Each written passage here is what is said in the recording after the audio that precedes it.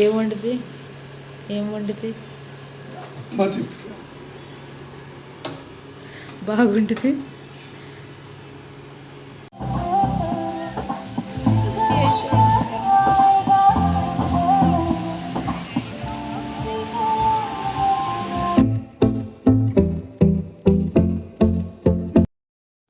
Hi, hello అండి. ఇది last వీడియోకి కంటిన్యూషన్ పార్ట్ అనమాట. అయితే లాస్ట్ వీడియోలో బెనాలిం బీచ్కి వెళ్ళాం కదా, అక్కడ నుంచి మేము రిటర్న్ అయిపోయి వేరే బీచ్కి అయితే వెళ్తున్నాము. అన్నీ 5-10 కిలోమీటర్స్ డిస్టెన్స్లోనే ఉన్నాయి, పెద్ద దూరం ఏం కాదు. అయితే ఫ్రెంచ్ కాలనీ అని ఉంటుంది కదా, ఆ గ్రూప్ విల్లాస్ అవి చూసి నేను అది అనుకుని ఆ లోపలికి వెళ్దామన్నాను. బట్ అక్కడికి వెళ్ళాక అది కాదని తెలుసుకుని మళ్ళీ బ్యాక్ అయిపోతున్నాం అన్నమాట. ఇప్పుడు వచ్చేసి నెక్స్ట్ మేము వెళ్ళిన బీచ్ వచ్చి బెటాల్ బతిం బీచ్ అనమాట. దీన్ని నాను బీచ్ అని కూడా అంటారు. లోకల్లో రకరకాల పేర్లతో పిలుస్తున్నారు.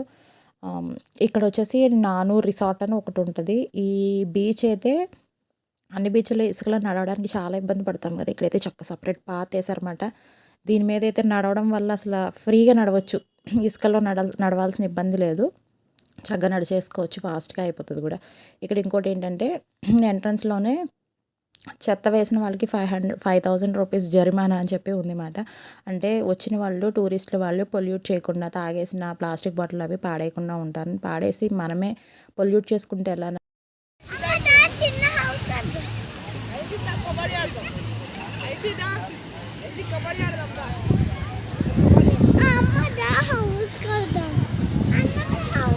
ఇంకెప్పుడు హౌస్లు కట్టడం అయినా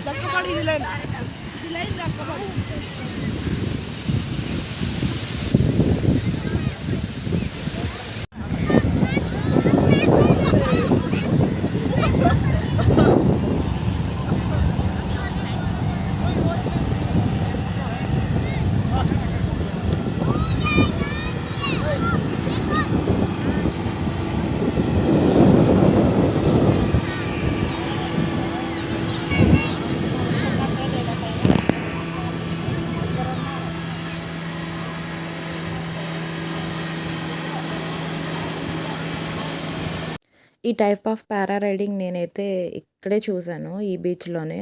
అదొక చిన్న హెలికాప్టర్లో వెళ్ళినట్టు ఉంది. ఇద్దరు ఉంటారు అందులో, గైడ్ చేయడానికి అతను కూడా ఉంటాడు. ఇది నాకు తెలిసి ఒక 5,000 రూపీస్ వరకు పే చేయాల్సి వస్తుందేమో ఆ రైడ్కి.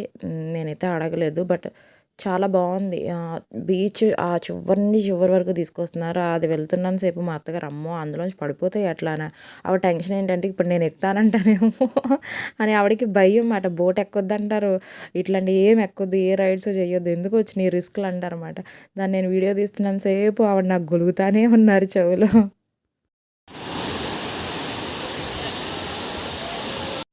ఇంకా నైట్ అయితే చాలు, ఇక్కడ ఈ పార్టీ కల్చర్లోకి వెళ్ళిపోతారు కదా అందరూ. సో ఇంకా స్టార్ట్ అయిందన్నమాట. ఇక్కడ ఏంటి అంటే ఈ బీచ్లో ఈ రిసార్ట్ వచ్చేసి డేకి 1,50,000 అంట. మరి లోపల ఎంత బాగుంటుందో చూడండి.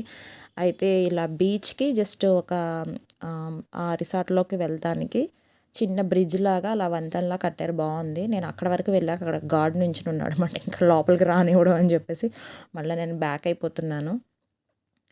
అసలు అనుకుంటారు అన్ని బీచ్లే కదా, ఏం కొత్తగా అనిపిస్తుంది అనుకుంటారు. లేదండి, ప్రతి బీచ్ డిఫరెంట్ అన్నమాట. ఎవ్రీ పర్సన్ యూనిక్ అన్నట్టు ప్రతి బీచ్ డిఫరెంట్గా ఉంటుంది. ప్రతి బీచ్ యూనిక్ మాట.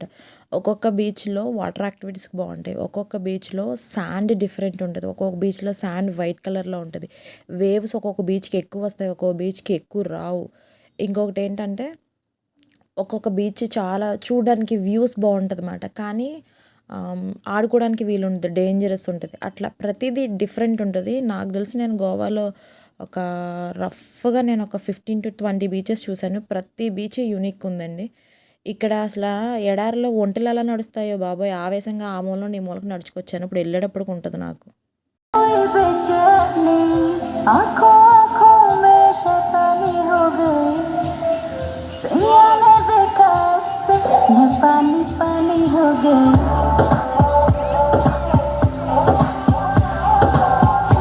నేను లాస్ట్ వీడియోలో బెనాలిం బీచ్లో ఐషి డాన్స్ చేసింది అనుకున్నాను, కాదు ఈ బీచ్లో డాన్స్ చేసింది. అది నాకు క్లిప్పింగ్స్ మిస్ అయ్యి వచ్చినాయి, తర్వాత చూశాను, సరే అని చెప్పేసి వాయిస్తో పెట్టాను.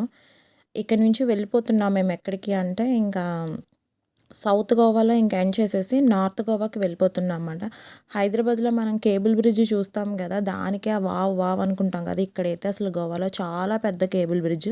సౌత్ గోవాని నార్త్ గోవాని కలుపుతూ పెద్ద బ్రిడ్జ్ ఉంటుంది అన్నమాట. అది ఎన్ని కిలోమీటర్స్ నాకు క్లియర్గా తెలియదు, కానీ ఆల్మోస్ట్ వాళ్ళు ఒక 10 కిలోమీటర్స్ 15 కిలోమీటర్స్ అయితే ఉండొచ్చేమో, మొత్తం బ్రిడ్జే. ఆ బ్రిడ్జ్ మించే మనం వెళ్దాం అన్నమాట సౌత్ నుంచి నార్త్కి. అది కూడాను నైట్ వ్యూ చూస్తే చాలా బాగుంటుంది. మేము ఇప్పుడు పైన వెళ్తున్నాం కదా, ఒకసారి రూట్ మిస్ అయ్యి కిందకి దిగిపోయాం, అంటే గూగుల్ మ్యాప్ పెట్టిన వెళ్ళడమే కదా.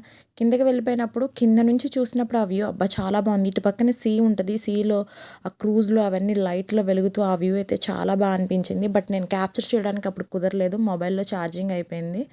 తర్వాత మేము రూమ్కి వచ్చేసాము. రూమ్కి వచ్చేసి నేను చెప్పాను కదా, ప్రతి చోట మేము హోమ్ స్టేనే తీసుకున్నాము ఓన్గా కుక్ చేసుకోవడానికి అని చెప్పి. మొత్తం మెస్సీ చేస్తాం చూడండి, తెచ్చిన సామానం అంతా పెట్టేసి ఇప్పుడు కుకింగ్ హడావిడిలో ఉన్నాం. ఒకళ్ళ తర్వాత ఒకళ్ళు ఫ్రెష్ అయిపోయి వచ్చేసాం. ఫస్ట్ పిల్లలకి స్నానాలు చేపించేసి తర్వాత మా హస్బెండ్ నేను కూడా చేసేసాం. ఇక్కడ మా అత్తమ్మ వెళ్ళారు స్నానానికి, ఆవిడ మెడలో తీసి మంచం మీద పెట్టారు చూడండి.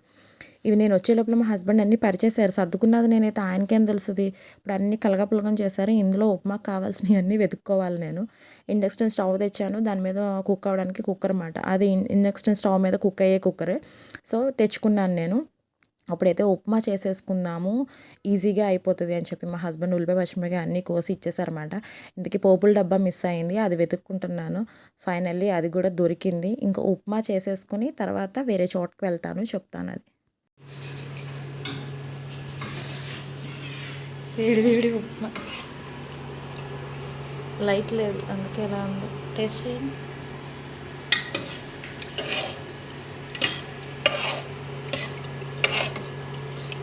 ఏదైనా చేయాలి.